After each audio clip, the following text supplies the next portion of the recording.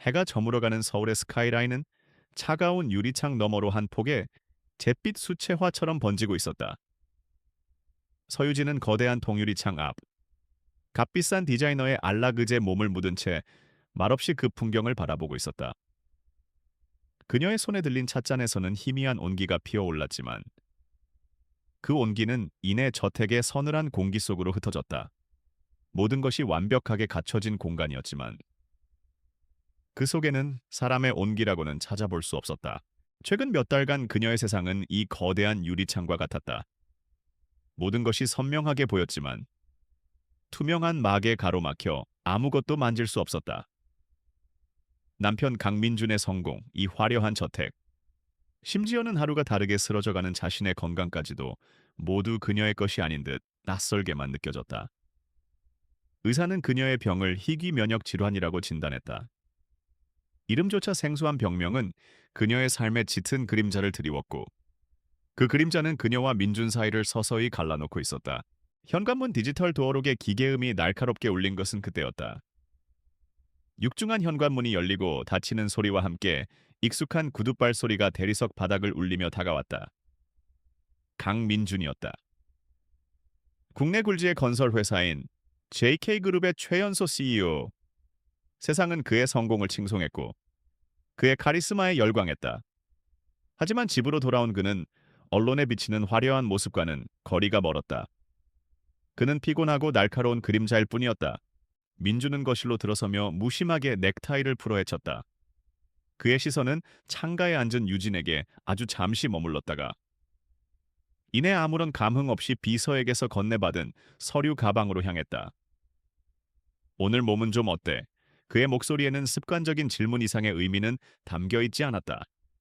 그것은 안부라기보다는 의무에 가까운 소리였다. 마치 하루 일과 보고서의 마지막 항목을 확인하는 듯한 무미건조함이 묻어났다. 유진은 희미하게 미소 지으며 대답했다. 그냥 늘 똑같아.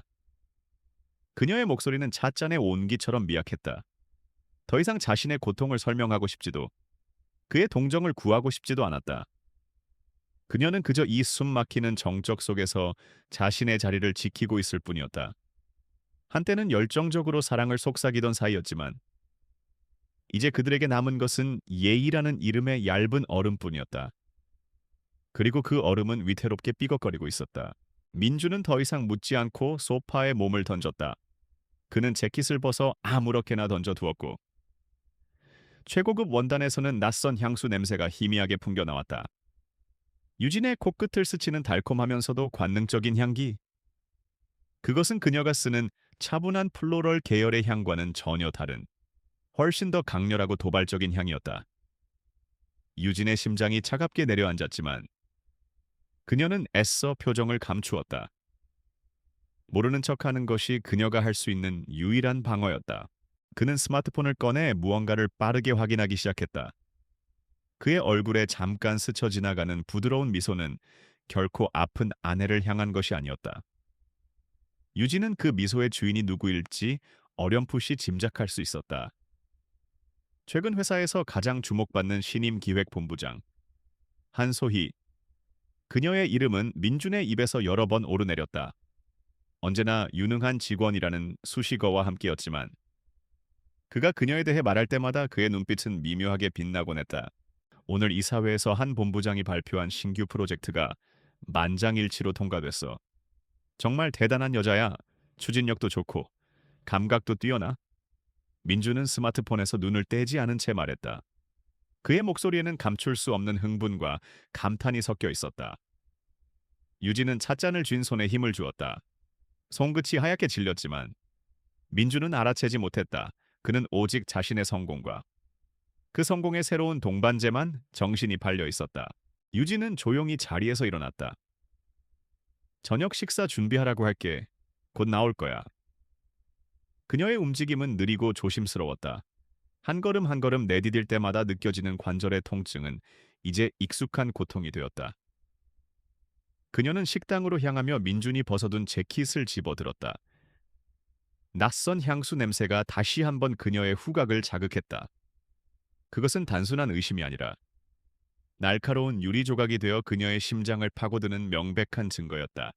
식탁 위에는 최고급 식기와 정성껏 조리된 음식들이 보기 좋게 차려졌다. 하지만 두 사람 사이의 침묵은 그 어떤 산의 진미보다 무겁게 식탁을 짓눌렀다. 민주는 여전히 스마트폰을 손에서 놓지 않았고 가끔씩 무언가를 입력하며 희미한 미소를 지었다. 유진은 그런 그를 물끄러미 바라보다가 조용히 포크를 내려놓았다. 입안이 씁쓸해서 아무것도 넘길 수가 없었다. 그녀의 병은 음식 맛뿐만 아니라 삶의 모든 맛을 앗아가고 있었다. 와해 또 먹는 둥 많은 둥이야. 그렇게 약한 척해서 뭘 어쩌자는 거야. 의사도 마음을 강하게 먹는 게 중요하다고 했잖아. 민준의 목소리에는 짜증이 섞여 있었다. 그의 말은 위로가 아니라 비수였다. 그는 그녀의 고통을 이해하려 하지 않았다. 그에게 아픈 아내는 더 이상 사랑하는 사람이 아니라 자신의 성공가돼 놓인 귀찮고 성가신 짐일 뿐이었다. 그의 세상에서 약함은 곧 무능이었고 그는 무능한 것을 견디지 못했다. 유진은 아무 대답도 하지 않았다. 무슨 말을 할 수 있을까? 당신의 무관심이 나를 더 병들게 한다고. 당신 옷에 밴 낯선 여자의 향수가 내 심장을 찢어놓는다고 소리치고 싶었지만 그녀에게는 그럴 힘조차 남아있지 않았다. 그녀는 그저 텅 빈 눈으로 그를 바라볼 뿐이었다. 한때 세상의 전부였던 남자는 이제 너무나도 멀고 낯선 타인이 되어 그녀 앞에 앉아 있었다.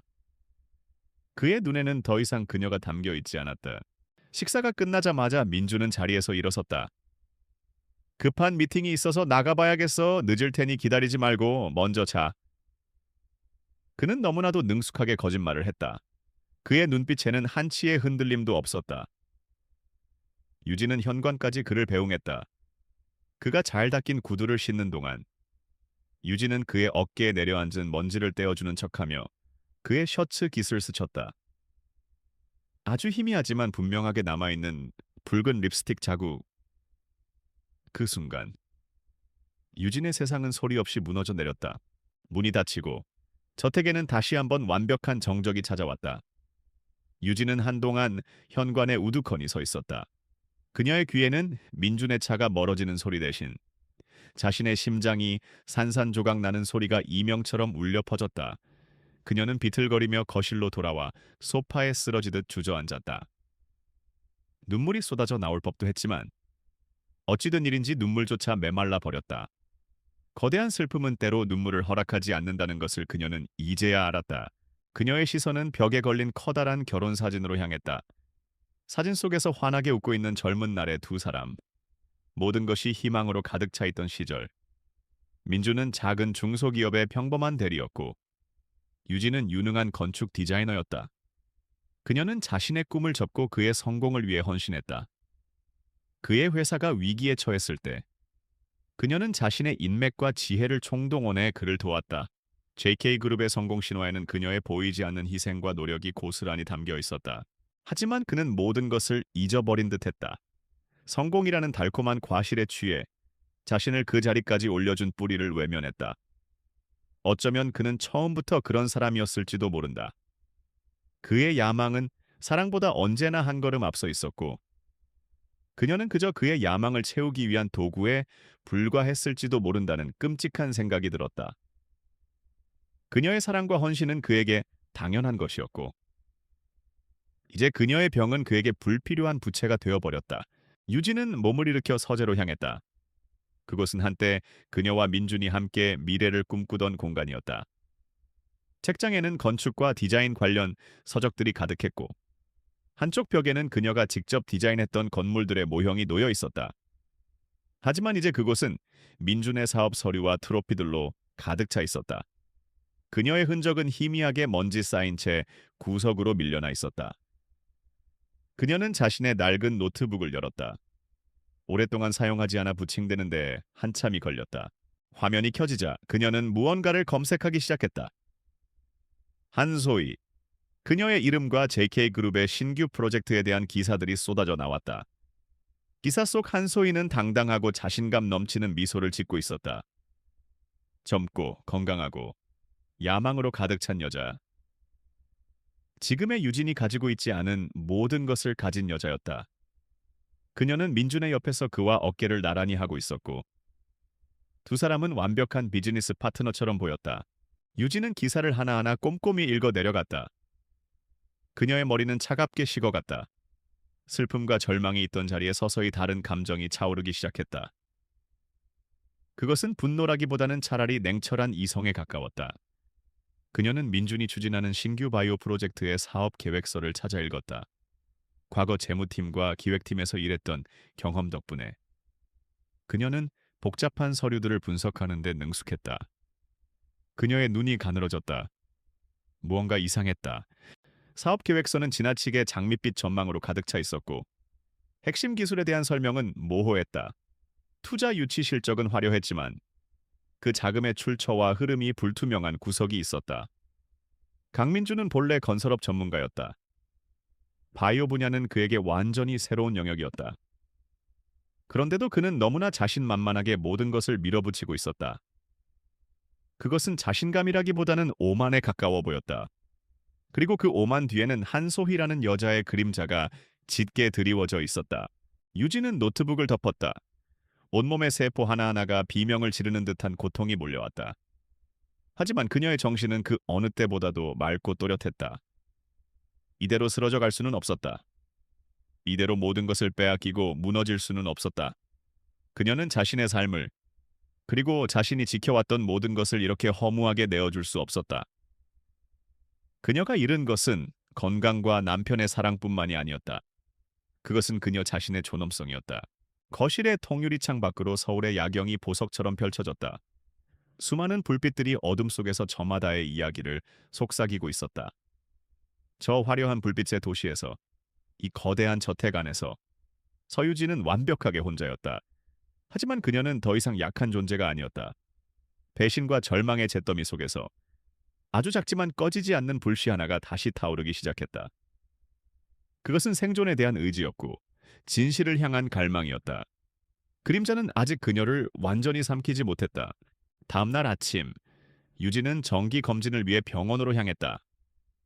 운전기사가 모는 검은 세단 뒷좌석에 앉아 창밖을 보는 내내 그녀의 마음은 어젯밤 서재에서 확인했던 차가운 사실들로 가득 차 있었다. 민준의 사업, 그리고 한소희라는 여자. 두 개의 퍼즐 조각은 아직 완전히 맞춰지지 않았지만 그 형태만으로도 불길한 그림을 예고하고 있었다. 차창에 비친 자신의 얼굴은 핏기 없이 창백했다. 병이 깊어질수록 그녀는 점점 투명해지는 것 같았다. 의사와의 상담은 희망적이지 않았다. 새로운 약을 처방했지만 그것은 병의 진행을 늦출 뿐 근본적인 치료제는 아니었다. 의사는 스트레스를 피하고 안정을 취하라는 원론적인 조언을 반복했다. 유진은 쓴웃음을 지었다. 그녀의 삶 자체가 거대한 스트레스의 근원이었고 안정이라는 단어는 먼 나라의 이야기처럼 들렸다. 병원을 나서는 그녀의 발걸음은 평소보다 더욱 무겁게 느껴졌다. 이대로 집에 돌아가 텅 빈 저택의 유령처럼 시간을 보내고 싶지 않았다. 기사님, 시내 호텔 라운지로 가주세요. 유진은 충동적으로 목적지를 변경했다. 그곳은 한때 민준과 자주 찾던 곳이었다. 조용하고 전망이 좋아서 복잡한 생각을 정리하기에 더할 나위 없이 좋은 장소였다. 어쩌면 그곳에서 지난날에 행복했던 기억을 더듬으며 잠시나마 위안을 얻을 수 있을지도 모른다고 생각했다. 하지만 운명은 그녀에게 그런 작은 사치조차 허락하지 않으려는 모양이었다. 라운지 구석. 커다란 관엽수 화분 뒤편에 자리를 잡은 유진은 따뜻한 허브티를 주문했다. 통유리창 너머로 분주하게 움직이는 도시의 풍경이 한눈에 들어왔다. 저마다의 삶의 무게를 짊어지고 바쁘게 살아가는 사람들. 그들 속에서 자신만이 외딴 섬처럼 고립되어 있는 듯한 기분이 들었다. 그녀가 찻잔을 들어 한 모금 마시려는 순간 익숙하면서도 듣고 싶지 않았던 목소리가 그녀의 귀에 박혔다. 날카롭고 자신감 넘치는 여자의 웃음소리였다. 고개를 돌린 유진의 시선은 라운지 중앙, 가장 전망 좋은 자리에 앉아있는 두 남녀에게 고정되었다. 강민준과 한소희였다. 두 사람은 누가 봐도 다정한 연인의 모습이었다. 민준은 평소 집에서는 좀처럼 보여주지 않는 부드러운 미소를 띤 채 소희의 말을 경청하고 있었고 소희는 화려한 제스처를 섞어가며 무언가 신나게 이야기하고 있었다. 그녀의 웃음소리는 수정잔이 부딪히는 소리처럼 맑고 경쾌하게 라운지 전체에 울려 퍼졌다. 유진은 숨을 죽였다. 심장이 얼음 조각처럼 차갑게 굳어버리는 것 같았다. 민준의 손이 테이블 위 소희의 손을 부드럽게 감싸 쥐는 모습이 보였다. 그의 엄지손가락이 소희의 손등을 다정하게 어루만졌다. 유진은 수년 동안 받아보지 못했던 따뜻한 손길이었다. 그 순간 두 사람을 둘러싼 세상의 모든 소음이 사라지고 유진의 눈에는 오직 그 장면만이 비현실적인 슬로우 모션처럼 각인되었다. 어젯밤의 희미한 의심과 증거들은 이제 부정할 수 없는 현실이 되어 그녀의 눈앞에 펼쳐졌다. 소희가 잠시 자리를 비운 사이 민주는 전화를 받았다. 아마도 회사에서 걸려온 전화인 듯했다. 그의 표정은 다시 냉철한 CEO의 얼굴로 돌아왔다. 유진은 그가 얼마나 능숙하게 자신의 감정과 역할을 바꾸는지 똑똑히 보았다. 집에서는 무심하고 냉정한 남편, 회사에서는 카리스마 넘치는 경영자, 그리고 내연녀 앞에서는 다정한 연인. 그는 수많은 가면을 완벽하게 바꿔 쓰고 있었다. 어쩌면 그녀가 사랑했던 그의 모습조차 수많은 가면 중 하나에 불과했을지도 모른다. 유진은 더 이상 그곳에 머물 수 없었다. 그녀는 조용히 자리에서 일어나 아무도 눈치채지 못하게 라운지를 빠져나왔다.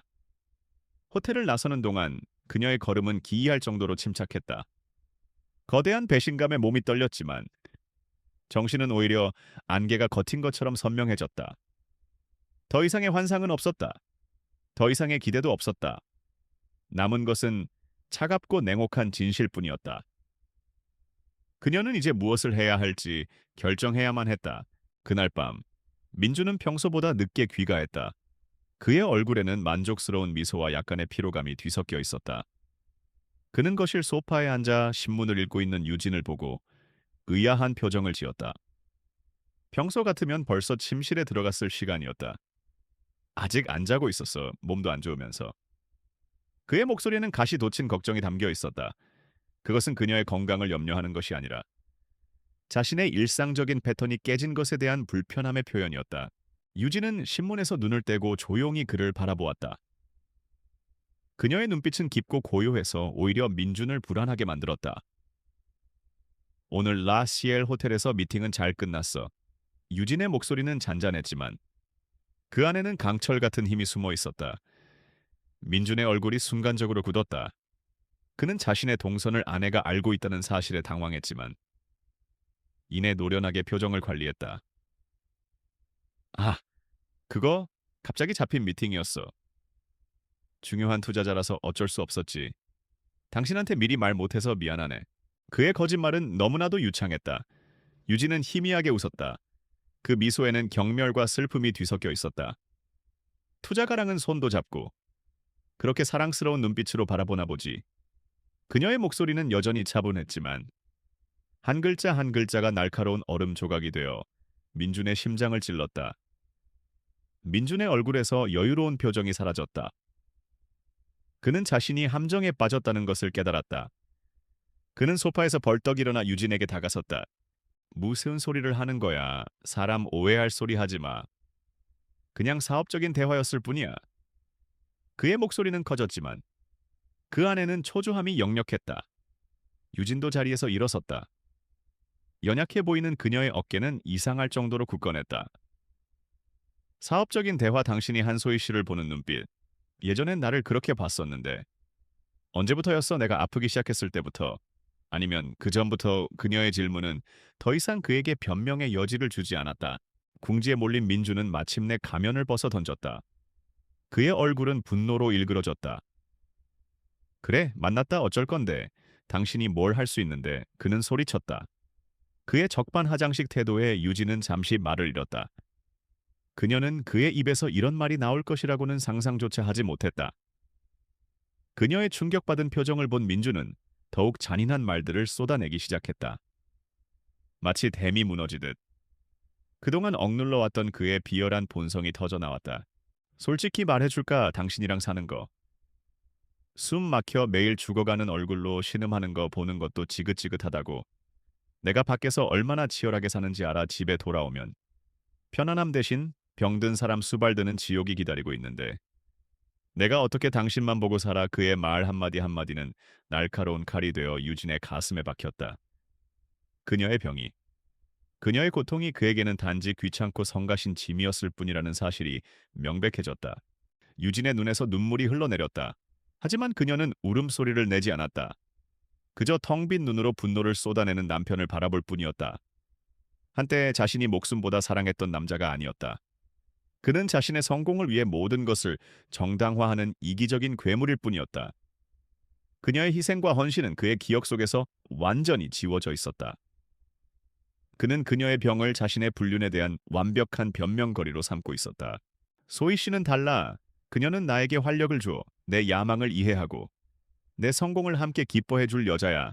당신처럼 과거에 얽매여서 썩어가지 않는다고. 그는 유진과 소희를 비교하며 유진의 마지막 자존심까지 무참히 짓밟았다. 그의 말은 사실이었다. 유진은 그의 야망을 위해 자신의 날개를 접었지만 소희는 그의 야망을 발판 삼아 더 높이 날아오르려는 여자였다. 두 사람은 완벽한 공생관계였다. 민주는 거친 숨을 몰아쉬며 말을 이었다. 그의 눈에는 일말의 죄책감도 보이지 않았다. 오히려 모든 것을 털어놓은 후련함마저 느껴지는 듯했다. 그는 마지막 결정타를 날리기로 마음먹었다. 더 이상 이렇게는 못 살아. 우리 이혼하자. 그 말은 마치 사형 선고처럼 차갑게 거실의 공기를 갈랐다. 그게 당신과 나, 우리 모두를 위한 최선의 길이야. 그는 자신의 배신을 모두를 위한 길이라는 위선적인 말로 포장했다. 유진은 아무 말도 하지 않았다. 아니, 할 수 없었다. 거대한 충격이 그녀의 모든 사고를 마비시켰다. 이혼. 그 한마디가 지난 수십 년의 세월을 단숨에 제로 만들어 버렸다. 그녀의 사랑, 그녀의 청춘, 그녀의 희생. 모든 것이 부정당하는 순간이었다. 그녀는 그저 만견자실한 채 잔인한 말을 내뱉고도 아무렇지 않은 표정으로 서 있는 남편을 바라보았다. 그들의 관계를 지탱하던 마지막 끈이 그렇게 허무하게 끊어져 버렸다. 민주는 더 이상 유진의 대답을 기다리지 않았다. 그는 자신의 할 말을 다 했다는 듯 경멸의 시선을 한번 던지고는 서재로 들어가 문을 세게 닫아버렸다. 쾅 하는 소리가 저택 전체를 울렸다. 거실에는 다시 유진 혼자 남았다. 그녀는 다리에 힘이 풀려 그대로 주저앉았다. 차가운 대리석 바닥의 한기가 온몸으로 퍼져나갔다. 하지만 그 어떤 한기도 그녀의 심장을 얼어붙게 만든 남편의 말보다 차갑지는 않았다. 배신이라는 이름의 투명한 칼이 그녀의 심장을 관통했다.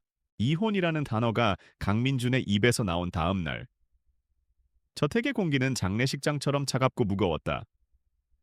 민주는 어젯밤에 격렬한 언쟁이 없었다는 듯 평소처럼 완벽하게 재단된 수트를 차려입고 아침 식탁에 앉았다. 그의 태도는 너무나도 사무적이어서 오히려 소름이 돋을 정도였다. 그는 아픈 아내를 버리는 것이 아니라 부실 자산을 정리하는 유능한 경영자처럼 행동했다. 그의 손에는 이미 국내 최고 로펌의 변호사가 작성한 이혼 서류 봉투가 들려 있었다. 유진은 밤새 한숨도 자지 못했다. 육체적 고통과 정신적 충격이 뒤섞여 그녀의 몸과 마음을 갉아먹었다. 그녀는 식탁에 마주 앉은 남편을 물끄러미 바라보았다. 저 사람이 과연 자신이 사랑했던 그 사람이 맞을까? 그의 얼굴에는 후회나 미안함 같은 인간적인 감정은 조금도 비치지 않았다. 오직 자신의 계획을 실행에 옮기는 자의 냉혹한 결단력만이 번뜩일 뿐이었다. 그는 모든 것을 미리 준비해 왔던 것이다. 여기 서류야 변호사들이 검토해서 최대한 당신에게 유리하게 정리했어. 민주는 서류 봉투를 테이블 위로 밀며 말했다. 당신에게 유리하게라는 말은 지독한 위선이었다. 그는 이미 JK그룹의 자산을 복잡한 지분 구조와 해외 법인 뒤로 모두 숨겨놓은 상태였다. 서류상으로 드러난 재산은 실제의 몇십 분의 1에 불과했고 그는 그 중에서도 아주 작은 일부를 위자료라는 이름으로 던져줄 생각이었다. 유진은 서류를 열어보지 않았다. 그럴 필요도 없었다. 결과는 이미 정해져 있었다. 그녀가 수년간 그의 사업을 도우며 익혔던 재무 지식은 그가 얼마나 철저하게 그녀를 빈털터리로 만들 계획인지 짐작하게 했다. 그는 그녀의 병을 집요하게 파고들 것이고 법정에서는 그녀의 기여도를 폄하할 것이다. 기나긴 소송은 그녀의 남은 생명력과 돈을 모두 빨아먹을 괴물이 될 터였다. 그녀에게는 싸울 힘이 남아있지 않았다. 도장은 어디에 찍으면 되지? 유진의 목소리는 공허하게 울렸다. 그녀의 대답에 민주는 잠시 놀란 표정을 지었다. 그는 유진이 울고불고 매달리거나 최소한 격렬하게 저항할 것이라고 예상했다. 하지만 그녀의 반응은 그의 예상을 완전히 빗나갔다. 그녀의 체념은 그가 준비했던 수많은 공격 논리들을 무용지물로 만들었다. 그는 오히려 자신이 악당이 된 것 같은 불편한 기분에 사로잡혔지만 이내 그 감정을 떨쳐냈다. 결국 유진은 변호사 한 명 대동하지 않은 채 민준이 내민 합의서에 도장을 찍었다. 그녀의 몫으로 주어진 것은 현재 살고 있는 저택 시가의 10분의 1도 안 되는 약간의 현금과 그녀가 결혼 전부터 가지고 있던 작은 오피스텔 하나뿐이었다. 그녀가 그의 성공에 기여했던 모든 것은 숫자로 환산되지 않았고 그녀의 청춘과 희생은 법적으로 보호받지 못했다. 법은 강하고 교활한 자의 편이었다. 이혼 절차는 놀라울 정도로 신속하게 처리되었다. 마치 오래전부터 계획된 시나리오처럼 모든 것이 일사천리로 진행되었다. 유진에게는 일주일의 시간이 주어졌다. 자신이 직접 설계하고 자신의 손길이 닿지 않은 곳이 없는 그 저택에서 짐을 빼야 하는 시간이었다. 그녀는 많은 것을 가져가지 않았다. 값비싼 보석이나 명품 가방 대신 낡은 책 몇 권과 부모님의 사진, 그리고 그녀가 직접 디자인했던 건물의 스케치북만을 작은 여행 가방에 담았다. 저택을 떠나던 날, 하늘에서는 차가운 가을비가 내렸다. 유진은 마지막으로 텅 빈 거실을 둘러보았다. 벽에 걸려 있던 대형 결혼 사진은 이미 치워진 후였다. 그 집은 더 이상 그녀의 집이 아니었다. 민주는 끝내 모습을 드러내지 않았다. 그는 비서를 통해 마지막 인사를 전했다. 그동안 고마웠고 부디 건강하게 지내길 바란다는 영혼 없는 메시지였다. 마지막 순간까지 그는 비겁하고 잔인했다. 유진이 탄 택시가 저택의 거대한 철문을 빠져나올 때 그녀는 사이드 미러를 통해 점점 멀어지는 자신의 과거를 보았다. 눈물이 흐를 것 같았지만 그녀는 입술을 굳게 깨물었다. 이제 울어서는 안 되었다. 그녀의 눈물은 그 누구에게도 위로가 되지 못할 뿐더러 스스로를 더욱 비참하게 만들 뿐이었다. 그녀는 이제 혼자였다. 오직 자신만을 의지해서 이 혹독한 세상을 헤쳐나가야 했다. 같은 시각, 강민주는 화려한 스포트라이트를 받으며 기자회견장 단상 위에 서 있었다. 그의 옆에는 우아한 검은색 원피스를 입은 한소희가 당당하게 서 있었다. JK그룹이 야심차게 출범하는 바이오 자회사, 엘리시안 바이오의 공식 런칭 행사였다. 민주는 특유의 자신감 넘치는 목소리로 미래 기술과 장밋빛 청사진에 대해 열변을 토했다. 그는 자신을 낡은 과거를 청산하고 새로운 미래로 나아가는 혁신가로 보장했다. 엘리시안 바이오는 인류의 오랜 꿈인 질병 정복과 수명 연장의 시대를 열 것입니다. 그리고 이 혁신의 중심에는 뛰어난 감각과 열정을 지닌 한소희 대표가 함께할 것입니다. 민준이 소희를 소개하자 수많은 카메라 플래시가 터져 나왔다. 소희는 준비된 미소를 지으며 마이크를 잡았다. 그녀의 목소리는 젊음과 야망으로 가득 차 있었다. 그녀는 민준의 성공을 발판 삼아 자신의 왕국을 건설할 준비가 되어 있었다. 기자회견이 끝나고 이어진 축하 파티에서 민준과 소희는 성공한 비즈니스 커플의 모습을 유감없이 보여주었다. 그들은 수많은 정재계 인사들과 악수를 나누고 샴페인 잔을 부딪혔다. 한 기자가 민준에게 조심스럽게 이혼에 대해 물었다. 민준은 잠시 곤란한 표정을 짓는 척하더니 이내 슬픈 표정으로 대답했다. 오랜 시간 아픈 아내를 간호했지만 서로의 미래를 위해 어려운 결정을 내렸습니다. 그녀의 앞날에도 축복이 가득하길 바랍니다. 그의 완벽한 연기에 사람들은 고개를 끄덕였다. 아무도 그의 위선에 의문을 제기하지 않았다. 세상은 승자의 이야기에만 귀를 기울이는 법이었다. 성공한 CEO가 병든 아내와 이혼하고 젊고 유능한 파트너와 새로운 사업을 시작하는 것은 흠이 아니라 오히려 능력의 증표처럼 여겨졌다. 버려진 아내의 고통 따위는 그들의 화려한 성공 신화의 작은 각주조차 되지 못했다. 그들은 유진의 희생 위에 세워진 성에서 축배를 들고 있었다. 유진이 도착한 곳은 강남의 번화가에서 멀리 떨어진 낡은 오피스텔이었다. 20평 남짓한 작은 공간은 그녀가 살던 저택의 드레스룸보다도 작았다. 하지만 그곳은 온전히 그녀만의 공간이었다. 그녀는 짐 가방을 내려놓고 작은 창가에 섰다. 창밖으로는 다른 빌딩들의 회색 벽만이 보일 뿐이었다. 화려했던 과거와는 완전히 단절된 초라하고 막막한 현실이었다. 그녀의 수중에는 민준이 던져준 약간의 돈이 전부였다. 앞으로 들어갈 막대한 병원비와 생활비를 감당하기에는 턱없이 부족한 금액이었다. 사회적 지위, 명예, 부, 그리고 사랑까지. 그녀는 모든 것을 잃었다. 그녀에게 남은 것은 병든 몸과 상처받은 영혼뿐이었다. 깊은 절망감이 해일처럼 그녀를 덮쳐왔다. 이대로 모든 것을 포기하고 싶다는 유혹이 악마처럼 속삭였다. 그녀는 소파에 쓰러지듯 몸을 뉘었다. 모든 것이 끝난 것 같았다. 새로운 보금자리인 낡은 오피스텔에서의 시간은 느리고 고통스럽게 흘러갔다. 이혼 후 며칠 동안 서유진은 거의 시체처럼 지냈다. 창밖의 세상이 아침을 맞고 밤을 보내는 동안 그녀는 침대에 누워 미동도 하지 않았다. 배고픔도 느끼지 못했고 시간의 흐름조차 무의미했다. 육체의 통증보다 더 깊은 곳에서부터 시작된 절망감이 그녀의 모든 감각을 마비시킨 것 같았다. 그녀는 차갑고 어두운 자의 속에서 서서히 꺼져가는 불씨와 같았다.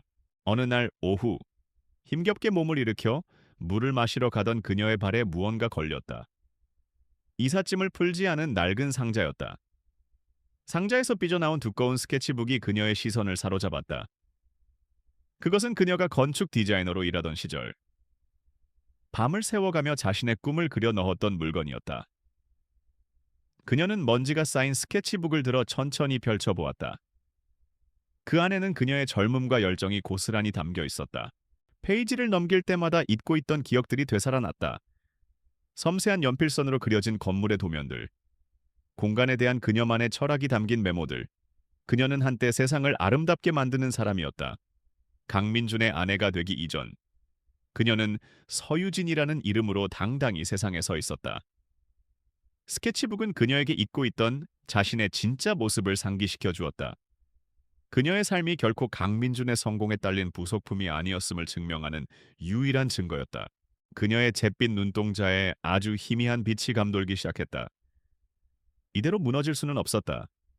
이 스케치북에 담긴 열정적인 서유진을 배신할 수는 없었다. 그녀는 복수를 위해서가 아니라 자신의 잃어버린 존엄성을 되찾기 위해 살아야만 했다. 그녀의 삶은 아직 끝나지 않았다. 바로 그 순간 낡은 오피스텔의 초인종이 울렸다. 이 잊혀진 공간에 그녀를 찾아올 사람은 아무도 없었다. 그녀는 경계심을 품고 인터폰 화면을 켰다. 화면에는 낯설지만 어딘가 익숙한 얼굴의 남자가 서 있었다. 깔끔한 수트 차림에 단정한 인상, 그리고 걱정스러운 눈빛. 그는 자신을 박지훈 변호사라고 소개했다. 유진은 그 이름을 기억해냈다. 대학 시절 법대생이었던 그는 도서관에서 자주 마주치곤 했던 과후배였다. 말수가 적고 성실했던 학생으로 기억 속에 남아 있었다. 그가 어떻게 자신을 찾아왔는지 의아했지만 유진은 망설이다가 문을 열어주었다. 박지훈은 좁은 오피스텔 안으로 들어서며 잠시 말을 잃었다. 한때 존경과 선망의 대상이었던 선배의 초라한 모습에 가슴이 아팠다. 그는 어렵게 입을 열었다. 죄송합니다. 선배님, 미리 연락도 없이 찾아와서 언론을 통해 소식을 접하고 걱정이 돼서 수소문 끝에 오게 되었습니다. 그의 목소리는 진실했고 그의 눈빛에는 동정이 아닌 진심 어린 염려가 담겨 있었다. 그는 유진이 받아든 이혼 합의서를 보았고 그것이 얼마나 불공정한지 한눈에 알 수 있었다. 유진은 그에게 차 한 잔 내어줄 기력도 없었다. 괜찮아요. 보다시피 그냥 이렇게 지내고 있어요. 그녀의 목소리는 갈라져 나왔다. 박지훈은 그녀의 맞은편에 조용히 앉았다. 그는 섣부른 위로의 말을 건네지 않았다. 대신 그는 법률가로서 냉철하지만 따뜻한 조언을 시작했다. 이혼은 이미 끝났지만 재산 분할 과정에 명백히 불법적인 요소들이 있습니다. 강민준 대표가 자산을 은닉한 정황이 뚜렷합니다. 지금이라도 소송을 제기하면 유진은 그의 말을 가로막았다. 아니요, 그럴 힘도, 돈도 없어요. 그리고 다시는 그 사람과 엮이고 싶지 않아요. 그녀의 목소리에는 깊은 피로감이 묻어났다. 박지훈은 그녀의 마음을 이해했다. 그는 잠시 침묵하다가 다른 이야기를 꺼냈다. 그렇다면 선배님의 건강부터 챙기셔야 합니다. 제가 아는 최고의 면역 질환 전문의가 있습니다. 제가 예약을 돕겠습니다. 비용은 걱정하지 마십시오. 이건 제가 선배님께 드리는 작은 투자라고 생각해 주십시오. 그의 예상치 못한 제안에 유진은 놀란 눈으로 그를 바라보았다. 아무런 대가도 없이 자신을 돕겠다는 그의 말이 믿기지 않았다. 왜, 왜 저를 도와주시는 거죠? 박지훈은 희미하게 미소 지었다. 대학 시절 건축학개론 수업에서 자신의 설계 철학을 발표하시던 선배님의 모습을 아직도 기억합니다. 그때 정말 멋있다고 생각했습니다. 저는 선배님이 다시 일어서는 모습을 보고 싶습니다. 변호사로서가 아니라 한 사람의 후배로서 드리는 말씀입니다. 그의 진심 어린 말은 유진의 얼어붙었던 마음을 조금씩 녹이기 시작했다. 세상 모두가 자신에게 등을 돌렸다고 생각했는데 이렇게 자신을 기억하고 믿어주는 사람이 있다는 사실이 큰 위로가 되었다. 그녀는 처음으로 누군가 앞에서 자신의 약한 모습을 보이며 눈물을 흘렸다. 그것은 절망의 눈물이 아니라 새로운 희망의 씨앗을 발견한 자의 감사와 다짐의 눈물이었다. 그녀는 박지훈의 도움을 받아들이기로 결심했다. 그날 이후 유진의 삶은 아주 조금씩 변화하기 시작했다. 박지훈이 소개해준 의사는 새로운 치료법을 제안했고 유진은 독한 약을 견뎌내며 필사적으로 치료에 매달렸다. 하루 대부분을 침대에서 보내야 했지만 그녀는 깨어있는 시간 동안 낡은 노트북을 켰다. 그녀의 새로운 전쟁은 그 작은 화면 안에서 조용히 시작되었다. 그녀는 더 이상 감정에 휘둘리지 않고 냉철한 분석가의 눈으로 강민준과 엘리시안 바이오를 파고들기 시작했다. 그녀는 강민준의 성향을 누구보다 잘 알았다. 그는 성공에 대한 조급함이 있었고 자신의 판단을 맹신하는 경향이 있었다. 특히 바이오 분야는 그에게 미지의 영역이었기에 한소희라는 인물에게 전적으로 의지할 가능성이 높았다. 유진은 엘리시안 바이오가 발표한 사업 보고서와 투자 관련 기사들을 샅샅이 훑었다. 그녀는 과거 JK그룹의 재무팀을 도왔던 경험을 살려 공개된 정보들 속에서 숨겨진 행간의 의미를 읽어내려 노력했다. 박지훈은 그녀의 조용한 조력자가 되어주었다. 그는 유진이 필요로 하는 법률 정보와 기업 자료들을 구해주었고 때로는 그녀의 분석에 대한 법적인 조언을 덧붙였다.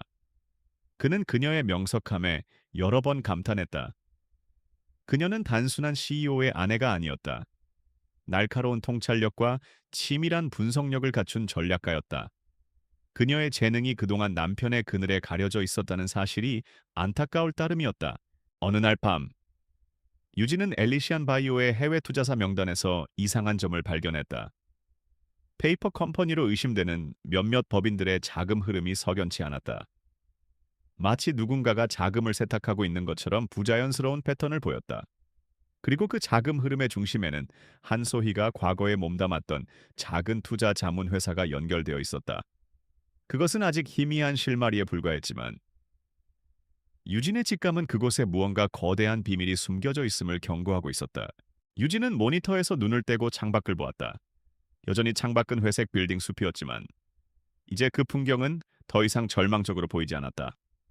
그녀의 작은 오피스텔은 이제 패배자의 도피처가 아니라 방역을 준비하는 지휘 본부가 되어 있었다. 몸은 여전히 아팠고 미래는 불투명했지만 그녀에게는 이제 뚜렷한 목표가 생겼다. 진실을 밝혀내는 것, 그리고 그것을 통해 자신의 존엄성을 되찾는 것. 차가운 잿더미 속에서 꺼져가던 불씨가 마침내 다시 타오르기 시작했다. 강민준과 한소희의 세상은 빛과 환호로 가득 차 있었다. 그들이 설립한 엘리시안 바이오는 출범과 동시에 업계의 뜨거운 주목을 받았다. 최첨단 기술과 막대한 자금력, 그리고 스타 CEO 강민준의 후광은 수많은 투자자들을 끌어모았다. 회사의 사무실은 강남의 최고급 빌딩, 꼭대기층에 자리 잡았고, 통유리창 너머로는 성공을 꿈꾸는 도시의 정형이 발 아래에 펼쳐졌다. 모든 것이 완벽해 보였다. 강민주는 이 새로운 성공에 완전히 도취되어 있었다. 그는 낡고 병든 과거 서유진을 완벽하게 지워버렸다고 생각했다. 한소희는 그의 곁에서 젊음과 지성, 그리고 야망을 상징하는 트로피처럼 빛났다. 두 사람은 언론과의 인터뷰에서 완벽한 호흡을 자랑하며 미래에 대한 장밋빛 전망을 쏟아냈다. 민주는 건설업에서 이룬 성공을 바이오 분야에서도 재현할 수 있다고 확신했다. 그의 오만함은 하늘을 찌를 듯했다. 하지만 화려한 외관 아래에서는 보이지 않는 균열이 서서히 번지고 있었다. 문제는 핵심 기술을 연구하는 R&D 사님에서부터 시작되었다. 막대한 돈을 주고 사들인 해외의 신기술은 기대만큼의 성과를 내지 못했다. 데이터는 불안정했고 임상 시험으로 넘어가기에는 해결해야 할 문제들이 산적해 있었다. 연구팀장은 여러 차례 강민준에게 문제의 심각성을 보고했지만 그는 기술적인 세부 사항을 이해하려 하지 않았다. 돈이 문제라면 더 투입하면 되지 않습니까? 인력이 부족하면 세계 최고의 석학이라도 데려오세요. 안 된다는 보고서 대신 되게 할 방법을 가져오란 말입니다. 강민주는 자신의 사무실에서 보고서를 집어던지며 소리쳤다. 그는 건설 현장에서 하던 방식 그대로 모든 것을 밀어붙였다. 돈과 사람을 쏟아부으면 어떤 문제든 해결할 수 있다는 것이 그의 성공 철학이었다. 하지만 생명과학은 건물을 짓는 것과는 근본적으로 달랐다. 한소희는 이런 상황을 교묘하게 이용했다. 그녀는 기술적인 문제의 본질을 덮어두고 연구 환경과 장비 탓으로 모든 것을 돌렸다. 그녀는 강민준에게 더 최첨단의 장비가 필요하다며 추가 예산을 요청했다. 그녀가 제시한 장비 구매 목록에는 실제 필요하지 않은 고가의 기기들이 포함되어 있었고, 납품업체는 그녀와 긴밀한 관계가 있는 곳이었다. 강민주는 그녀의 전문적인 용어와 자신감 넘치는 태도에 속아 넘어갔다. 그들의 개인적인 관계에도 서서히 불협화음이 생겨나기 시작했다. 사업이 순조로울 때 두 사람의 관계는 열정적이고 이상적인 파트너처럼 보였다. 하지만 회사의 자금이 예상보다 빠르게 소진되고 성과는 지지부진해지자 짜증과 불만이 싹트기 시작했다. 특히 한소희의 사치스러운 씀씀이는 강민준의 신경을 거슬렀다. 그녀는 법인카드로 명품 쇼핑을 즐겼고 몇 달 강역으로 최고급 스포츠카를 바꿔댔다. 어느 날 밤 회계팀으로부터 심각한 자금 압박 보고를 받은 강민준은 자신의 펜트하우스에서 소희에게 불만을 터뜨렸다. 회사는 지금 전쟁터야. 그런데 당신은 쇼핑할 생각밖에 없는 것 같군. 이번 달 법인카드 사용 내역 봤어. 이게 정상이라고 생각해. 그의 목소리에는 날카로운 비난이 담겨 있었다. 소희는 와인잔을 우아하게 흔들며 코웃음을 쳤다. 그녀는 더 이상 순종적인 연인이 아니었다. 이미지는 사업의 일부야. 민준 씨, 우리가 초라한 모습을 보이면 투자자들이 뭐라고 생각하겠어? 우리는 성공의 아이콘이 되어야 해. 당신은 건설 현장에서는 왕이었을지 몰라도 이 바닥의 생리는 아직 잘 모르는 것 같네. 그녀의 말은 강민준의 자존심을 정면으로 건드렸다. 그는 자신의 전문 분야가 아닌 곳에서 그녀에게 끌려다니고 있다는 사실을 인정하고 싶지 않았다. 두 사람 사이에 처음으로 냉랭한 기류가 흘렀다. 설상가상으로. 외부에서도 의심의 목소리가 나오기 시작했다. 한 유력 경제지에 엘리시안 바이오의 실체에 의문을 제기하는 칼럼이 실렸다. 칼럼은 회사의 기술력이 부풀려졌을 가능성과 과도한 자금 소진 속도를 지적했다. 기사는 크지 않았지만 투자 시장에 미묘한 파장을 일으켰다. 강민주는 분노했다.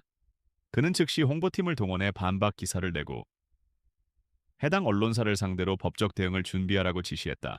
그의 반응은 문제를 해결하기보다는 오히려 의심을 증폭시키는 결과를 낳았다.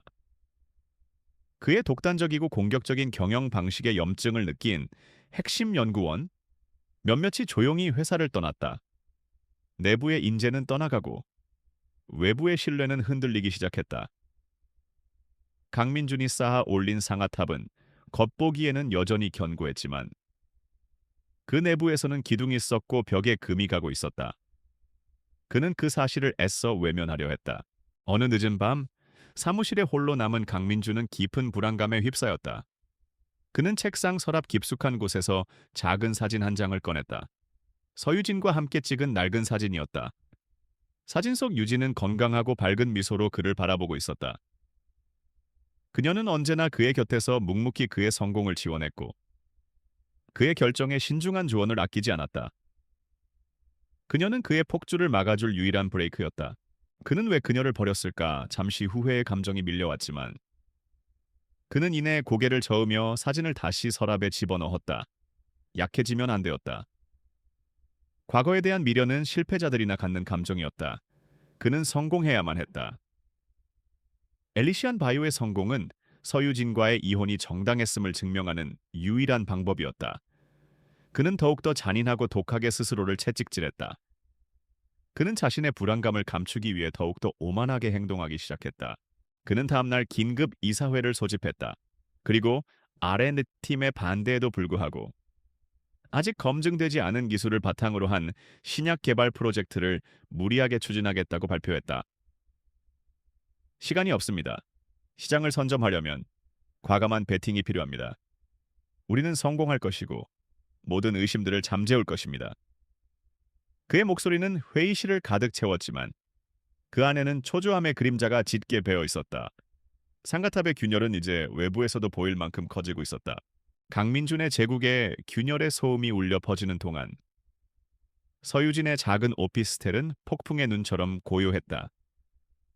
그녀는 세상과 단절된 채 오직 노트북 화면 속의 숫자와 데이터에만 몰두했다. 박지훈 변호사가 가져다주는 방대한 자료들이 그녀의 책상 위에 산처럼 쌓여갔다. 그녀는 약해진 몸을 이끌고 하루의 대부분을 그 자료들과 씨름하며 보냈다. 고통스러운 치료 과정보다 진실을 향한 이 조용한 추적이 그녀에게는 더 강력한 진통제였다. 유진의 분석은 지난번 발견했던 유령 회사들의 자금 흐름을 집요하게 파고들었다. 그녀는 과거 JK그룹에서 익혔던 자금 추적 기법과 회계 감리 지식을 총동원했다. 그녀의 예리한 눈은 복잡하게 얽힌 거래 내역 속에서 일정한 패턴을 발견해냈다.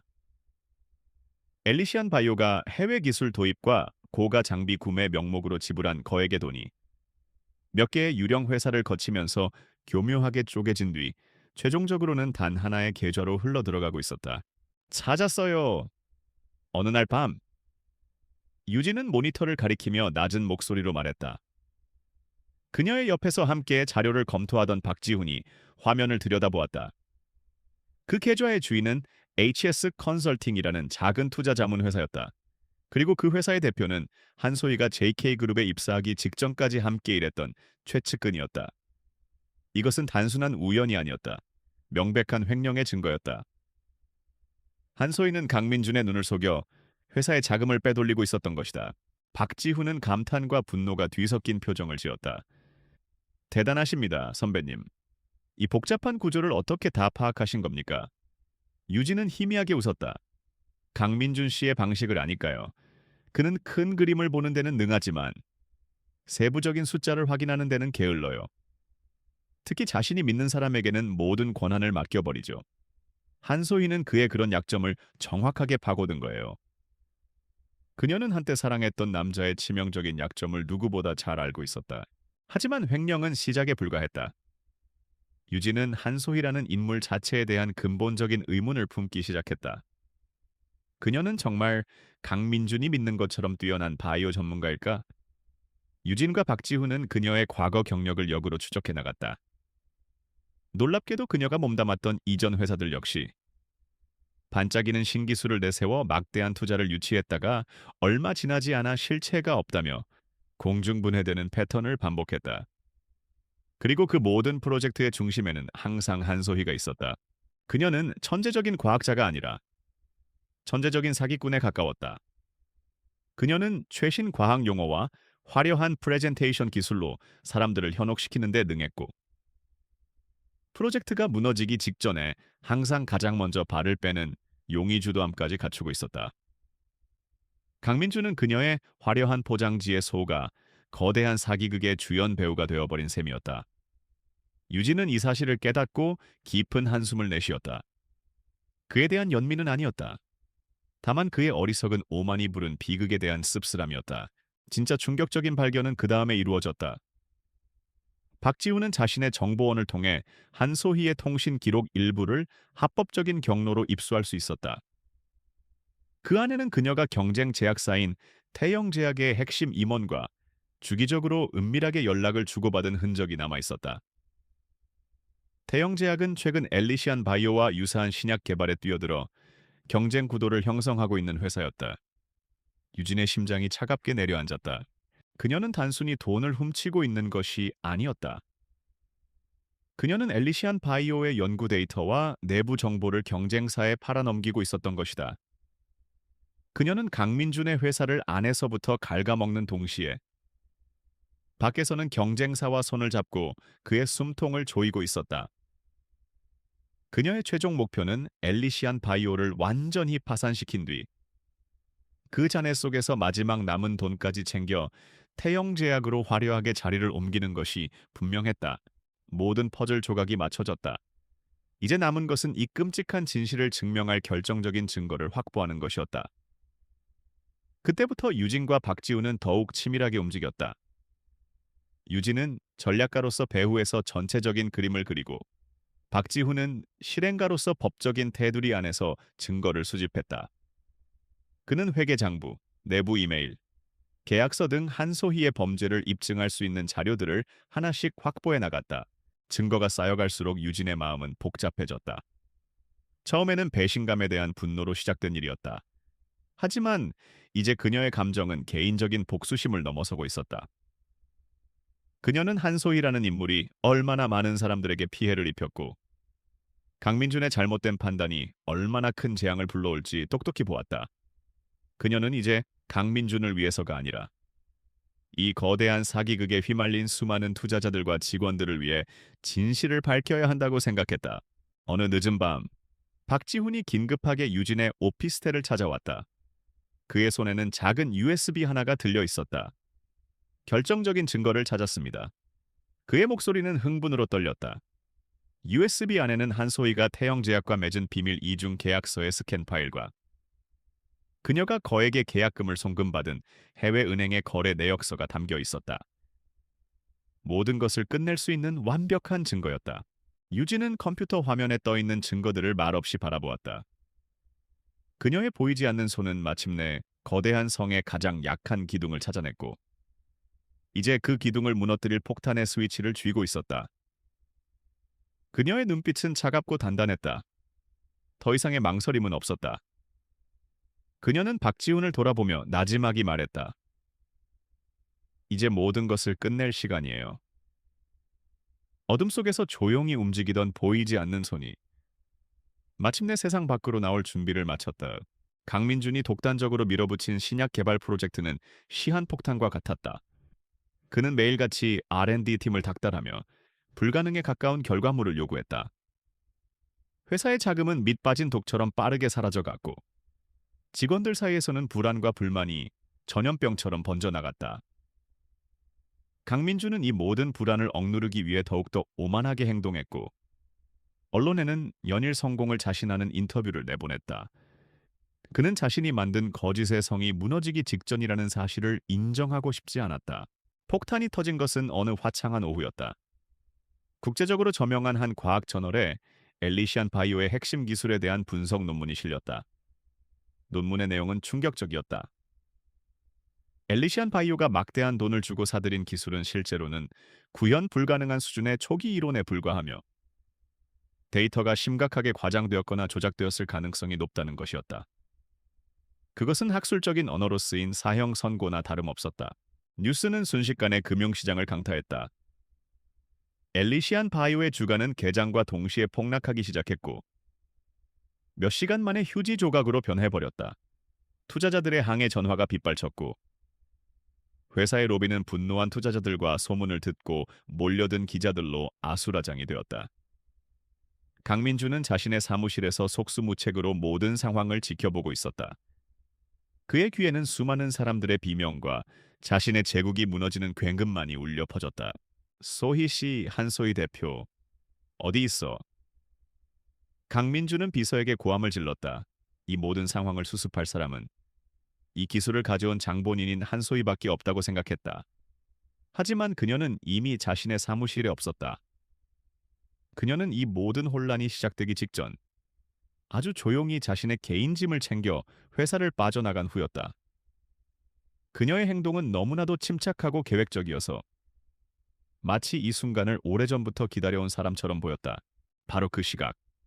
한소희는 공항으로 향하는 차 안에서 노트북을 열고 있었다.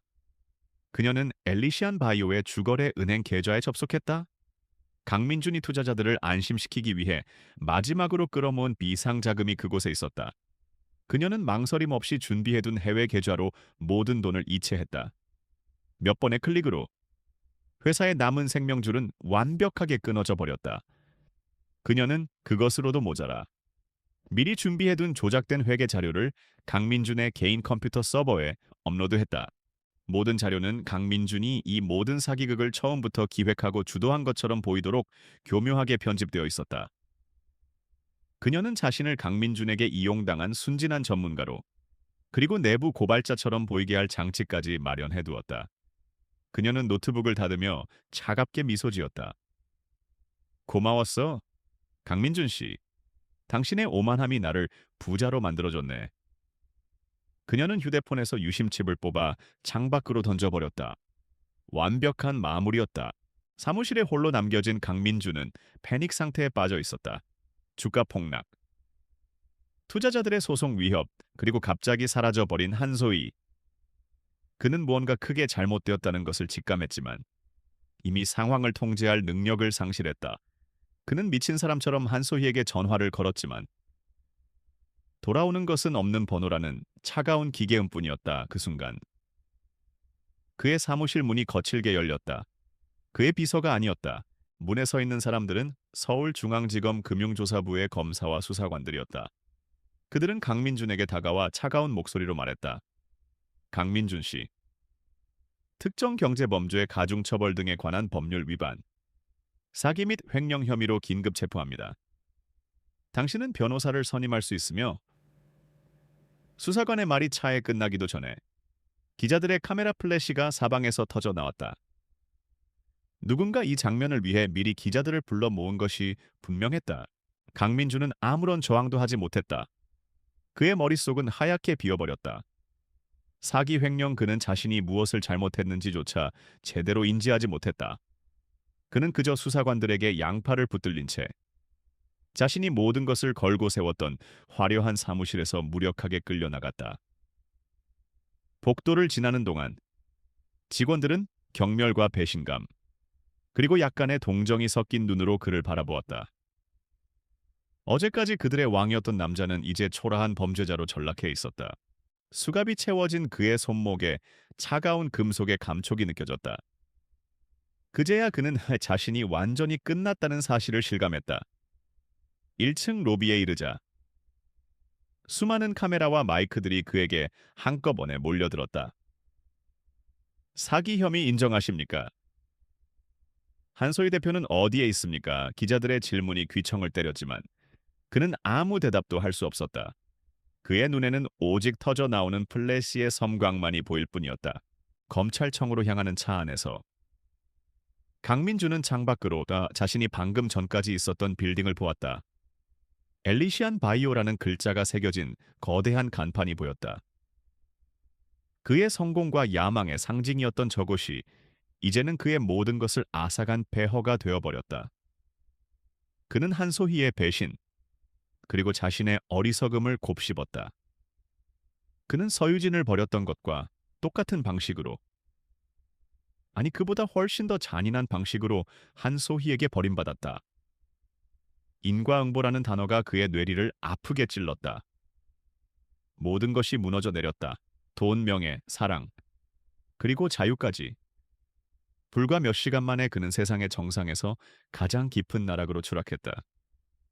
피할 수 없는 완벽한 몰락이었다. 차가운 유치장 안, 강민주는 딱딱한 간이 침대에 누워 희미한 백열등 불빛이 깜박이는 천장을 응시했다.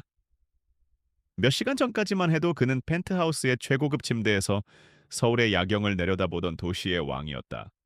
하지만 이제 그는 이름 대신 수임번호로 불리는 초라한 용의자일 뿐이었다. 시간과 공간의 급격한 변화는 비현실적으로 느껴졌지만 손목에 남은 차가운 수갑 자국은 이 모든 것이 끔찍한 현실임을 일깨워 주었다. 조사는 강압적이고 집요하게 이어졌다. 담당 검사는 한소희가 남기고 간 완벽하게 조작된 증거들을 그의 눈앞에 펼쳐 보였다. 모든 서류는 강민준이 처음부터 이 사기극을 주도했으며 한소희는 그의 지시에 따른 공범 혹은 피해자인 것처럼 꾸며져 있었다. 강민준은 필사적으로 한소희의 배신을 주장했지만 그의 말에 귀 기울여주는 사람은 아무도 없었다. 여기 들어오는 사람들은 모두 똑같은 말을 합니다. 강민준 씨. 검사의 목소리에는 경멸이 담겨 있었다. 그의 변호를 맡았던 국내 최대 로펌은 언론 보도가 나가자마자 사임계를 제출했다. 회사의 평판에 해가 된다는 이유였다. 그가 수십억 원의 자문료를 지불하며 관리해왔던 관계는 휴지 조각처럼 가볍게 버려졌다. 그와 함께 골프를 치고 와인을 마시던 재계의 친구들은 그의 연락을 피했고 언론과의 인터뷰에서는 그를 알지 못하는 사람처럼 행동했다. 그가 쌓아 올린 모든 인맥은 성공이라는 모래 위에 세워진 성에 불과했다. 완벽한 고립. 그것은 강민준이 평생 느껴보지 못했던 종류의 공포였다. 그는 언제나 사람들 위에 군림했고 그의 주변은 언제나 그에게 아첨하는 이들로 북적였다. 하지만 이제 그의 곁에는 아무도 없었다.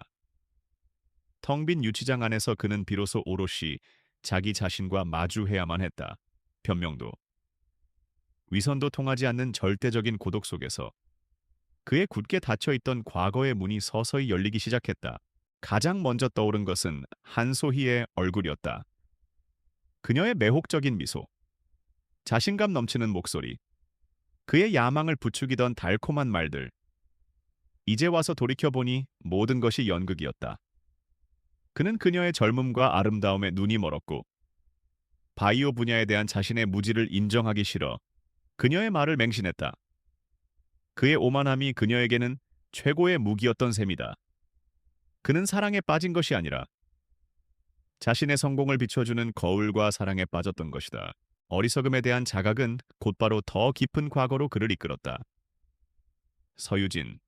그는 수년 동안 잊으려 애썼던 그 이름을 조용히 입속으로 되뇌었다. 유치장의 차가운 공기 속에서 그녀의 얼굴이 너무나도 선명하게 떠올랐다. 병상에 누워 창백한 미소를 짓던 모습, 아픈 몸을 이끌고 그의 아침 식사를 챙기던 모습, 그리고 이혼 서류를 내밀었을 때 모든 것을 체념한 듯한 깊고 슬픈 눈빛. 그녀는 언제나 그의 곁에 있었다. 그의 사업이 어려울 때 그녀는 밤을 새워가며 해결책을 함께 고민해 주었다. 그의 판단이 성급할 때 그녀는 언제나 이성적인 조언으로 그의 폭주를 막아주었다. 그녀는 단지 아내가 아니었다. 그의 가장 현명한 조언자였고 가장 헌신적인 동반자였으며 그의 비뚤어진 욕망을 제어해줄 유일한 사람이었다. 만약 그녀가 곁에 있었다면 그는 결코 한소희 같은 여자에게 속아 넘어가지 않았을 것이다. 그는 자신의 가장 소중한 보물을 제 손으로 내던져 버린 것이었다. 그는 그녀의 병을 핑계로 자신의 불륜을 정당화했고 그녀의 헌신을 당연한 것으로 여겼다. 그는 그녀에게서 모든 것을 빼앗았다. 집, 돈, 그리고 마지막 남은 자존심까지. 그는 자신이 얼마나 잔인하고 이기적인 괴물이었는지 깨달았다. 성공에 눈이 멀어 인간이 지켜야 할 최소한의 도리마저 저버렸던 것이다. 깊은 밤, 유치장 철창 너머로 작은 창문에 희미한 달빛이 비쳐들었다. 강민주는 간이 침대에 웅크린 채 소리 없이 흐느끼기 시작했다. 그것은 자신의 처지를 비관하는 눈물이 아니었다. 태어나서 처음으로 느껴보는 순수한 후회의 눈물이었다. 그는 이제 감옥에 가게 될 것이고 평생 범죄자라는 낙인이 찍힌 채 살아가게 될 것이다. 하지만 그 어떤 형벌도 자신이 서유진에게 저지른 죄를 깨닫는 이 순간의 고통보다 무겁지는 않을 것 같았다. 그는 모든 것을 잃었다. 그리고 그 모든 것을 잃고 나서야 비로소 자신이 무엇을 가졌었는지 깨달았다.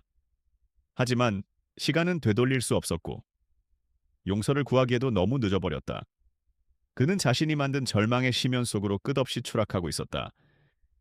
빛 한 점 없는 어둠 속에서 그는 자신의 과거가 내지르는 고통스러운 메아리를 온몸으로 받아내야만 했다. 구원도, 희망도 보이지 않는 완벽한 절망의 밤이었다. 강민준의 몰락 소식은 TV 뉴스를 통해 서유진의 작은 오피스텔에도 전해졌다. 화면 속에서 한때 하늘 높은 줄 모르던 그는 고개를 숙인 채 수갑을 차고 검찰청사로 들어서고 있었다. 유진은 아무런 표정 없이 그 모습을 바라보았다. 그녀의 마음속에는 통쾌함이나 기쁨 같은 감정은 없었다. 그저 거대한 태풍이 모든 것을 휩쓸고 지나간 뒤에 공허한 정적만이 감돌았다. 한 남자의 오만과 탐욕이 만들어낸 비극의 끝이었다. 며칠 후 박지훈 변호사가 무거운 표정으로 그녀를 찾아왔다. 그는 최신 수사 진행 상황이 담긴 서류를 테이블 위에 올려놓았다. 검찰은 한소희가 남긴 증거를 토대로 강민준 대표를 단독 주범으로 몰아가고 있습니다. 한소희는 해외로 도주한 것으로 보이고 인터폴에 공조 요청을 했지만 잡기는 쉽지 않을 겁니다. 이대로라면 강 대표는 최소 10년 이상의 중형을 선고받게 될 겁니다. 유진은 서류를 물끄러미 내려다보았다. 그녀의 손에는 강민준을 구할 수도 혹은 완전히 파멸시킬 수도 있는 결정적인 증거가 있었다. 그녀가 침묵한다면 강민준은 모든 죄를 뒤집어 쓴 채 감옥에서 썩어갈 것이다. 어쩌면 그것은 그가 받아 마땅한 벌일지도 몰랐다. 그는 그녀에게 지울 수 없는 상처를 주었고 그녀의 삶을 송두리째 망가뜨렸다. 복수할 수 있는 가장 완벽한 기회였다. 선배님은 어떻게 하고 싶으십니까? 박지훈이 조심스럽게 물었다. 그의 눈에는 그녀가 어떤 결정을 내리든 존중하겠다는 믿음이 담겨 있었다. 유진은 한동안 아무 말도 하지 않았다. 그녀는 자신의 마음속 깊은 곳을 들여다보았다. 정말로 그의 완전한 파멸을 바라는가? 그의 불행을 보며 기뻐할 수 있을까? 그녀의 대답은 아니오였다. 그녀의 싸움은 강민준 개인에 대한 복수가 아니었다. 그것은 진실을 밝히고 자신의 잃어버린 존엄성을 되찾기 위한 여정이었다. 이건 그 사람을 위한 게 아니에요. 유진은 마침내 입을 열었다. 그녀의 목소리는 차분했지만 강한 결의가 느껴졌다. 이건 진실을 위한 거예요. 한소희 같은 사람이 또 다른 피해자를 만들게 내버려 둘 수는 없어요. 그리고 이 모든 것을 내 손으로 끝내고 싶어요. 그래야 저도 과거에서 완전히 벗어날 수 있을 것 같아요. 그녀는 강민준을 구하려는 것이 아니었다. 그녀는 자신의 과거로부터 자기 자신을 구원하려는 것이었다. 그녀의 결정에 박지우는 조용히 고개를 끄덕였다. 그는 그녀가 이런 선택을 하리라 믿고 있었다. 그것이 그가 존경했던 서유진다운 결정이었기 때문이다. 두 사람은 그날 밤 가지고 있던 모든 증거 자료들을 정리하여 하나의 완벽한 보고서로 만들었다. 한소희의 횡령 내역, 태영제약과의 이중 계약서, 그리고 그녀가 과거에 저질렀던 유사한 사기 행각에 대한 자료까지 모든 것이 담겨 있었다. 다음 날 아침, 박지우는 그 자료들을 익명의 제보 형식으로 대검찰청 특별수사부와 가장 신뢰받는 한 탐사보도 전문 기자에게 동시에 보냈다. 검찰 내부에서 사건이 덮이거나 축소될 가능성을 원천적으로 차단하기 위한 조치였다. 메일 전송 버튼을 누르는 박지훈의 손가락은 아주 잠시 떨렸지만 그의 옆에 앉은 유진의 표정은 놀라울 정도로 평온했다. 거대한 돌멩이가 마침내 그녀의 손을 떠나 잔잔한 호수 속으로 던져졌다. 파문은 예상보다 훨씬 거대하고 빠르게 퍼져나갔다. 새로운 증거의 등장은 수사 국면을 180도 뒤집어 놓았다. 언론은 연일 엘리시안 바이오 사태의 새로운 진실이라는 제목으로 대서특필하기 시작했다. 대중의 시선은 순식간에 비운의 CEO 강민준에게서 희대의 사기극을 벌이고 해외로 도주한 파무 파탈 한소희에게로 옮겨갔다. 검찰은 비난 여론에 떠밀려 한소희에 대한 국제 체포 영장을 발부하고 전담팀을 꾸려 그녀의 행방을 쫓기 시작했다. 유치장에 갇혀 있던 강민주는 국선 변호인을 통해 이 소식을 전해 들었다. 누군가 익명으로 제출한 결정적인 증거 덕분에 자신에게 씌워졌던 단독 주범의 혐의가 상당 부분 벗겨졌다는 것이었다. 물론 그가 경영자로서 관리 감독을 소홀히 하고 그녀의 사기 행각에 노란한 책임에서 자유로울 수는 없었다. 하지만 최소한 최악의 상황은 면하게 된 것이었다. 그는 혼란스러웠다. 대체 누가 세상 모두가 자신에게 등을 돌린 이 상황에서 누가 자신을 위해 이런 위험한 일을 했단 말인가? 그는 자신의 모든 인맥을 머릿속으로 떠올려 보았지만 짐작 가는 사람이 아무도 없었다. 그는 결코 서유진을 떠올리지 못했다. 자신이 가장 잔인하게 버렸던 그녀가 자신을 구원해 줄 것이라고는 상상조차 할 수 없었기 때문이다. 그에게는 이해할 수 없는 기적과도 같은 일이었다. 유진은 자신의 오피스텔 창가에 서서 한소희에 대한 수배 뉴스가 나오는 TV 화면을 보고 있었다. 그녀의 얼굴에는 어떤 감정도 떠오르지 않았다. 그녀는 리모컨을 들어 조용히 TV를 껐다. 모든 것이 끝났다. 그녀의 길고 길었던 싸움이 마침내 막을 내렸다. 강민준에게 어떤 판결이 내려질지, 한소희가 체포될지 여부는 이제 더 이상 그녀의 관심사가 아니었다. 그녀는 자신의 역할을 다했고 이제 앞으로 나아가야 할 시간이었다. 그녀가 그를 구한 것은 용서나 사랑 때문이 아니었다. 그것은 진실을 제자리에 돌려놓으려는 한 인간의 마지막 존엄성이었고 과거의 악연을 자신의 손으로 완전히 끊어내려는 결연한 의지였다. 예기치 못한 구원의 손길은 강민준에게는 미스터리였지만 서유진에게는 완벽한 마침표였다. 그녀는 이제 그 누구의 아내도 피해자도 아닌 온전한 서유진으로 새로운 삶을 시작할 준비가 되어 있었다. 세월은 강물처럼 흘러 7년이라는 시간이 지났다. 강산이 변하기에 충분한 시간이었고 한 사람의 인생을 통째로 바꿔놓기에도 부족하지 않은 시간이었다. 강민주는 징역 4년을 선고받았다. 서유진이 제출한 증거 덕분에 주범 혐의를 벗어 감형을 받았지만 경영자로서의 책임을 피할 수는 없었다. 그는 교도소에서 자신의 과오를 뼈저리게 반성하는 시간을 보냈다. 한소희는 결국 해외에서 체포되어 국내로 송환되었고 수백억 원대 사기 혐의로 강민준보다 훨씬 무거운 형을 선고받았다. 출소 후 강민준은 서울을 떠났다. 그를 기억하는 사람이 아무도 없는 강원도의 한 작은 산골 마을에 정착했다. 화려했던 과거는 재처럼 흩어졌고 그의 수준계는 아무것도 남지 않았다. 그는 작은 목공소를 열어 가구를 만들며 생계를 유지했다. 거친 나무를 깎고 다듬는 고된 노동은 그의 마음속에 깊이 새겨진 죄책감을 조금이나마 덜어주는 유일한 위안이었다. 그는 말이 없는 조용한 중년 남자가 되어갔다.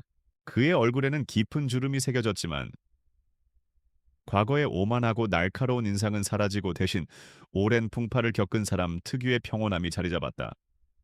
그는 매일 아침 일찍 일어나 산책을 했고 저녁에는 낡은 책을 읽으며 시간을 보냈다. 그는 더 이상 성공이나 부를 갈망하지 않았다. 그저 평범한 하루를 무사히 살아내는 것에 감사할 뿐이었다. 그는 여전히 자신을 구렁텅이에서 건져준 익명의 제보자가 누구인지 알지 못했다. 마사트편. 서유진의 시간은 강민준의 시간과는 정반대의 방향으로 흘러갔다. 그녀는 기적적으로 건강을 회복했다. 꾸준한 치료와 삶에 대한 강한 의지가 만들어낸 결과였다. 건강을 되찾은 그녀는 과거의 꿈을 다시 펼치기 시작했다. 그녀는 자신의 이름을 내건 작은 건축 디자인 사무소를 열었다. 처음에는 작고 소박한 일거리만 들어왔지만 그녀의 뛰어난 실력과 진심 어린 태도는 금세 입소문을 타기 시작했다. 그녀의 디자인은 화려하지 않았지만 공간을 이용하는 사람에 대한 깊은 이해와 따뜻한 배려가 담겨 있었다. 그녀의 사무소는 점차 명성을 얻었고 이제는 업계에서 가장 주목받는 건축가 중 한 명이 되어 있었다. 그녀는 더 이상 낡고 어두운 오피스텔에 살지 않았다. 그녀가 직접 디자인한 햇살이 잘 드는 예쁜 단독주택에서 평화로운 일상을 보내고 있었다. 박지훈 변호사는 여전히 그녀의 곁에서 든든한 법률 자문이자 좋은 친구로 남아주었다. 어느 맑은 가을날, 강민주는 목재를 구하기 위해 몇 년 만에 서울을 찾았다. 복잡한 도시는 그에게 낯설고 불편하게 느껴졌다. 볼일을 마친 그는 잠시 숨을 고르기 위해 새로 생긴 시민공원을 찾았다. 공원 한편에는 아름다운 디자인의 작은 도서관이 자리 잡고 있었다. 자연 채광을 극대화하고 주변 풍경과 조화롭게 어우러진 모습이 인상적이었다. 그는 무언가에 이끌린 듯 도서관으로 발걸음을 옮겼다. 도서관 입구에 있는 명패에는 설계자의 이름이 새겨져 있었다. 건축가 서유진. 그 이름을 보는 순간 강민주는 마치 망치로 머리를 한 대 맞은 듯한 충격에 휩싸였다. 그는 잠시 숨을 쉬는 것조차 잊었다. 바로 그때 도서관의 자동문이 열리며 몇몇 사람들과 함께 한 여자가 걸어 나왔다. 7년의 세월이 흘렀지만 그는 한눈에 그녀를 알아볼 수 있었다. 서유진이었다. 그녀는 예전처럼 창백하고 연약한 모습이 아니었다. 건강하게 빛나는 피부, 자신감 넘치는 걸음걸이, 그리고 입가에 머금은 온화하고 여유로운 미소. 그녀는 자신의 작품을 설명하며 클라이언트와 대화를 나누고 있었다. 그녀의 모습은 그 자체로 눈부신 성공과 평화를 상징하는 듯했다. 그녀는 그가 파괴했던 삶의 폐허 위에서 완벽하게 새로운 세상을 재건해낸 것이었다. 두 사람의 시선이 허공에서 아주 잠시 마주쳤다. 유진은 그를 알아보았다. 그녀의 눈빛은 아주 잠깐 흔들리는 듯했지만 이내 다시 편곤을 되찾았다. 그녀의 눈에는 더 이상 원망이나 분노, 슬픔 같은 감정은 없었다. 그저 먼 과거의 한 페이지를 넘기듯 담담한 시선이었다. 그녀는 그에게서 어떤 위협도, 어떤 감정의 동요도 느끼지 않았다. 그는 이제 그녀의 인생에 아무런 영향도 미치지 못하는 완벽한 타인이었다. 그 짧은 순간, 강민주는 모든 것을 깨달았다. 자신을 구원했던 익명의 제보자가 누구였는지를, 자신을 가장 깊은 나락에서 건져 올려 최소한의 인간적인 삶을 살게 해준 사람이 바로 그녀였다는 것을. 그녀는 복수가 아니라 자신만의 방식으로 모든 것을 제자리에 돌려놓고 완벽한 마침표를 찍었던 것이다. 그 위대하고 서늘한 자비 앞에서 그는 고개를 들 수 없었다. 유진은 그에게서 시선을 거두고 다시 자신의 일행과 대화를 나누며 앞으로 나아갔다. 그녀는 뒤돌아보지 않았다. 강민주는 멀어져 가는 그녀의 뒷모습을 한참 동안 바라보았다. 그는 그녀에게 다가가 용서를 빌 자격조차 없었다. 그는 그저 멀리서 그녀가 이룬 평화와 성공을 지켜보는 것만이 자신에게 허락된 유일한 일임을 알았다. 그는 입술을 깨물며 조용히 돌아섰다. 그는 속죄의 삶을 향해 걸어갔고 그녀는 스스로 이룩한 행복의 삶을 향해 걸어갔다. 두 개의 새벽은 서로 다른 지평선 위에서 밝아오고 있었다. 다시는 하나로 합쳐질 수 없는, 그러나 각자의 자리에서 고유한 빛을 발하는 두 개의 새로운 시작이었다. 강민주는 군중 속으로 사라졌고 유진의 밝은 웃음소리는 가을 햇살 아래 눈부시게 퍼져나갔다.